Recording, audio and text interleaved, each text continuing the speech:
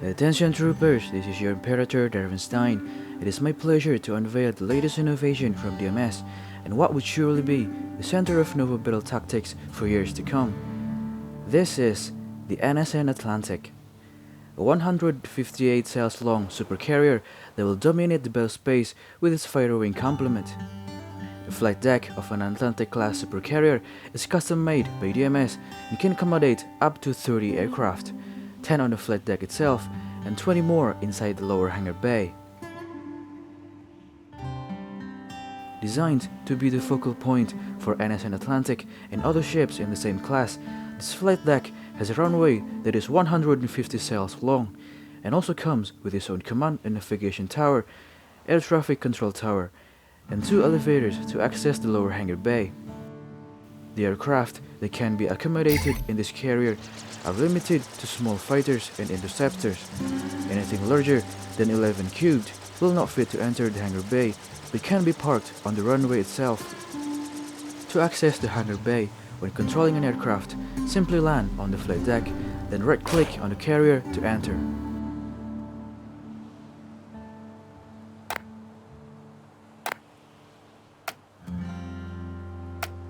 When controlling the carrier, press H and click to retrieve an aircraft and press Spacebar to launch them.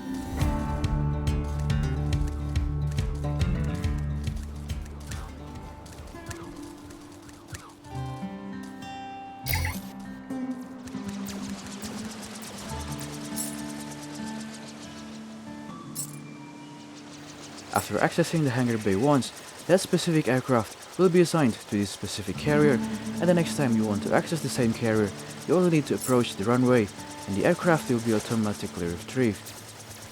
Please note that this is an unofficial mod and will require random missions by Legionite to work properly. I will provide some instructions for first-time users in the description.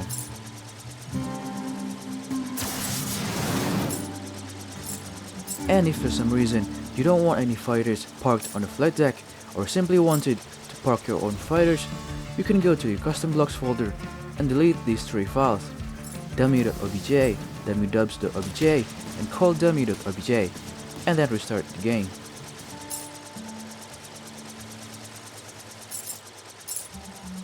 Also included in this flight deck module is a nuclear reactor with an uninterrupted power supply that can trickle charge the ship's solid-state batteries, enabling the carrier to operate in space or in atmosphere indefinitely without the need to refuel or recharge. Because of the sheer size of the flight deck, it cannot be reached by normal heal or shield bubbles, so instead, the crew inside the carrier will simply have to do their best and repair the carrier from inside out. This self-repair action will, of course, consume power, but between the reactor trickle charging the ship's batteries and a small amount of power consumed for self-repair, the flight deck can easily cancel out incoming damage from small enemies. However, if you somehow find yourself being overwhelmed by enemies, the self-repair will eventually lose out and the reactor will become critical. When that happens, the carrier will be torn apart by a violent explosion with a force equivalent to several nuclear warheads going off at once. This is the absolute worst case scenario that can happen to a ship of this class. Therefore, after this combat test, any Atlantic-class supercarrier will not be allowed to go on solo missions and must always operate in a battle group with at least 4 escort ships.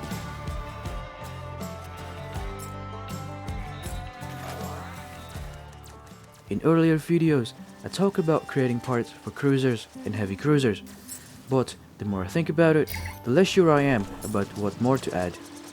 We've had armors and batteries in the frigate pack, and we've also had a lot of nukes and weapons in the destroyer pack, and I thought to myself, what is a cruiser if not simply a bigger ship that can do both? So let me know, what do you think should be on a heavy cruiser or a battle cruiser, and if I should keep creating mods that breaks the build limit, or should I create something on a smaller scale?